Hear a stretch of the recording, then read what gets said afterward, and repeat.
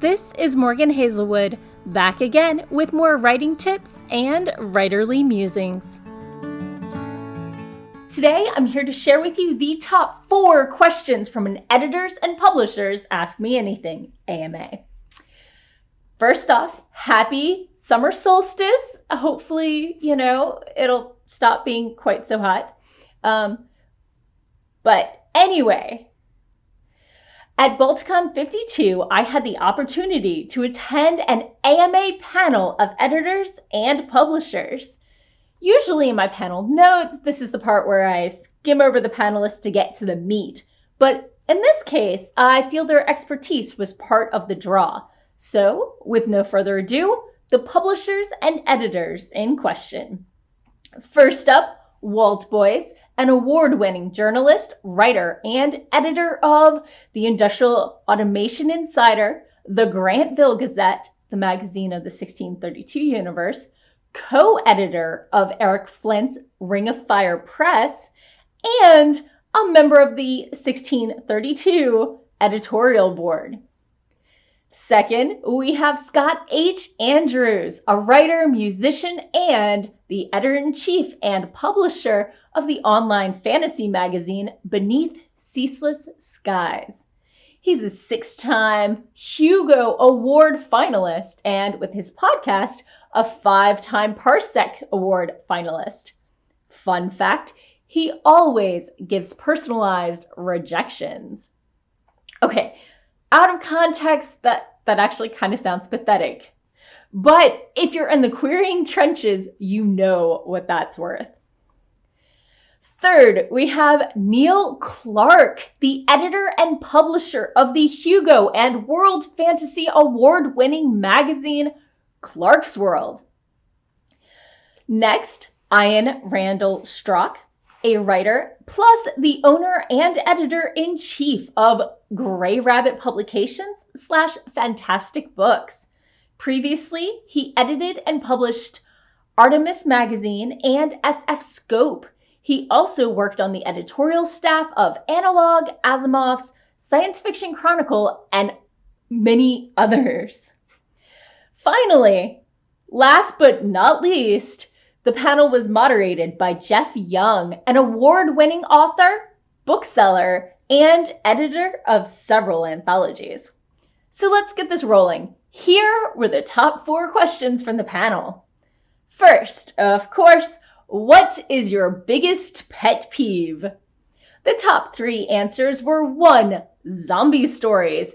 They've been done to past death.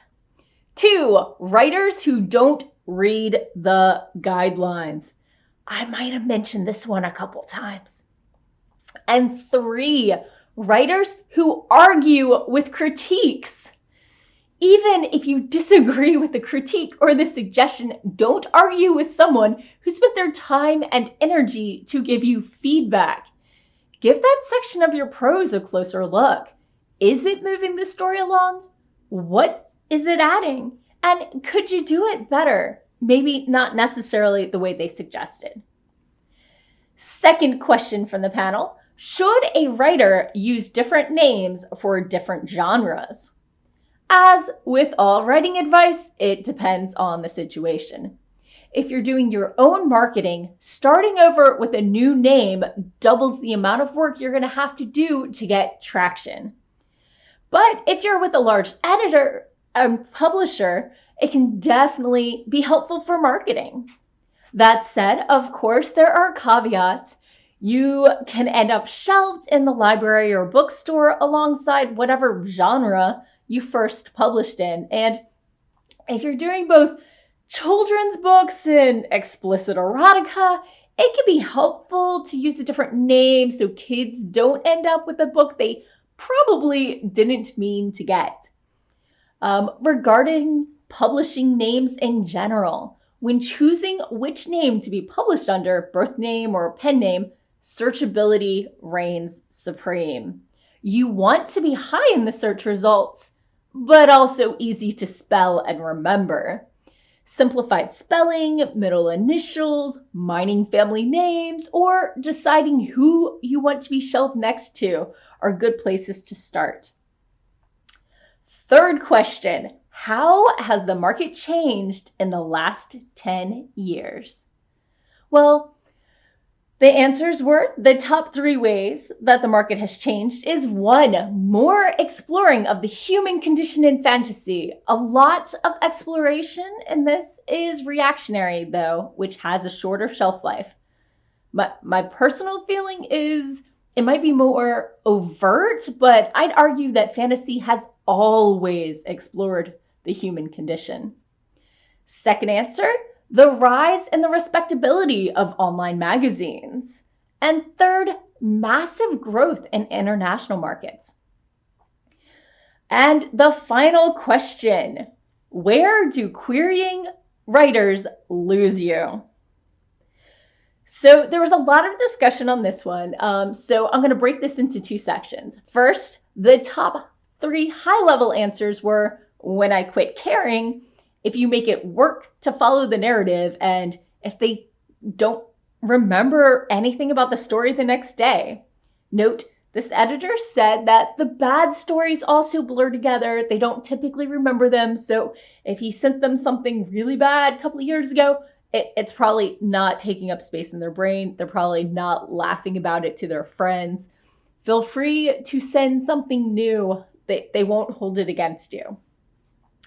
And the other group of answers for this section that I wanted to share are the top 4 things that break their buy-in. So 1, the red line of death, where they stop reading. Boredom, implausibility, names that don't fit the setting, either character names or place, etc. Second answer was implausibility in general, where emotions are explicit rather than undercurrents. You don't have to be obvious and spell everything out. People don't do that in the real world. The third thing that broke their buy-in, external commentary, even by like a narrator. If only I'd known then, etc. Much less asides to the audience. And finally, a character doing something so stupid or out of character that it just doesn't make sense for the character. And that's it. The top 4 questions from the Ask Me Anything with publishers and editors. I always find getting an insider perspective on the industry enlightening. Hopefully these answers help you as much as they've helped me. And that's all for today. Thanks for listening. If you enjoyed this episode, hit that subscribe button and share it with all your friends. It goes a long way towards helping people find me. And I'll be back again next Monday with more writing tips and writerly musings. Bye-bye.